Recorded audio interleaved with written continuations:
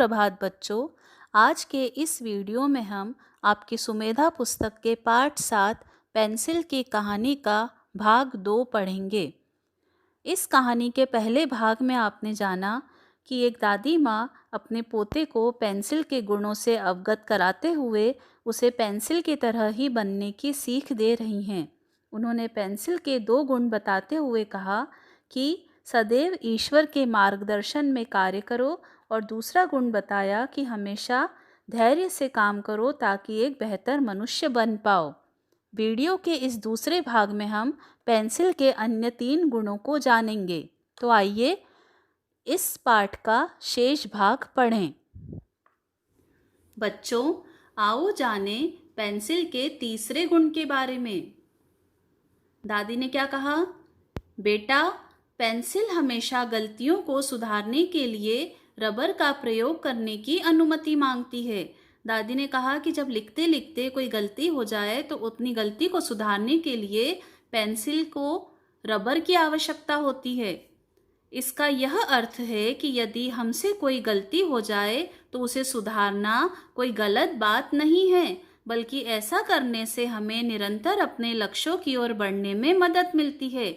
दादी ने क्या कहा? जिस प्रकार पेंसिल अपनी गलती को रबर के द्वारा सुधार लेती है, उसी प्रकार हमें भी अपनी हर गलती को सुधार कर निरंतर अपने लक्ष्यों की ओर बढ़ना चाहिए। निरंतर मतलब लगातार, लक्ष्य मतलब हमारा उद्देश्य। अपने लक्ष्य को प्राप्त करने के लिए लगातार आगे बढ़ना चाहिए। किस प्रकार? अपनी गलतियों को सुधार कर। चौथा गुण, बेटा, एक पेंसिल की कार्य प्रणाली में मुख्य भूमिका इसकी बाहरी लकड़ी की नहीं, अपितु इसके भीतर के ग्रेफाइट की होती है।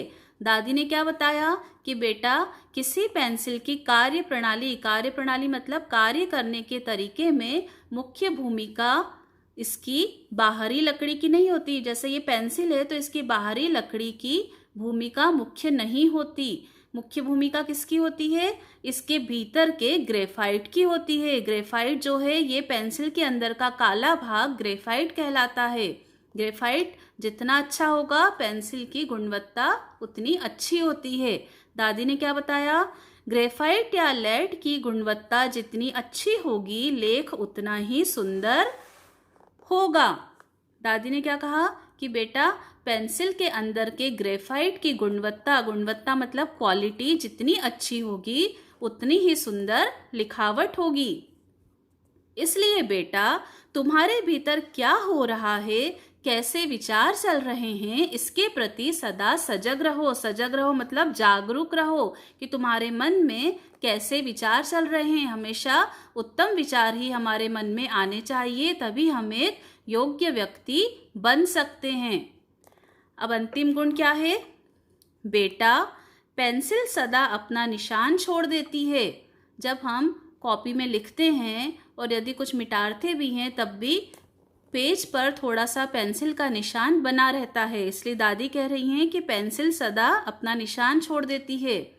ठीक इसी प्रकार तुम भी कुछ करते हो तो तुम भी अपना निशान छोड़ देते हो। दादी कह रही है कि हम कोई काम करते हैं, जैसे तुम कोई काम करते हो, तो जब तुम कोई काम करते हो तो तुम्हारे भी कुछ निशान, मतलब कि हाँ, यह काम तुमने किया है, यह बात वहाँ पर पता चल जाती है। अतः सदा ऐसे कर्म करो जिन पर तुम्हें लज्जित न होना पड़े, अपितु तुम्हारा और तुम्हारे परिवार का सिर गर्व से उठा रहे। दादी क्या कह रही है कि इसलिए हमेशा ऐसे काम करने चाहिए, कर्म मतलब काम, हमेशा ऐसे काम करने चाहिए जिससे हमें कभी लज्जित ना होना पड़े। लज्जित न होना पड़े मतलब कभी भी अपने किए कार्य पर हमें शर्मिंदा न होना पड़े। किसी के सामने हमारी और हमारे परिवार वालों की नज़र कभी झुके नहीं, बल्कि हमारा और हमारे परिवार का सिर हमेशा गर्व से, अभिमान से उठा रहे। ये कैसे संभव है? जब हम अच्छे काम करेंगे तभी हमारा और हमारे परिवार का सिर गर्व से उठा रहेगा। अतः अपने प्रत्येक कर्म के प्रति सजग रहो। दादी क्या कह रही हैं? इसलिए बेटा, हमेशा जो भी काम हम कर रहे हैं उसके प्रति हमेशा सजग रहो। सजग रहो मतलब जागरूक रहो कि हम जो भी काम कर रहे हैं वो ऐसा हो जिससे हर जगह हमारे परिवार का सिर गर्व से उठा रहे। तो बच्चों, ये थे पेंसिल के 5 गुण। आप भी इन्हें अपने जीवन में अपनाइए और सदैव सुख शांति से रहिए। आइए देखें पाठ से हमने क्या सीखा।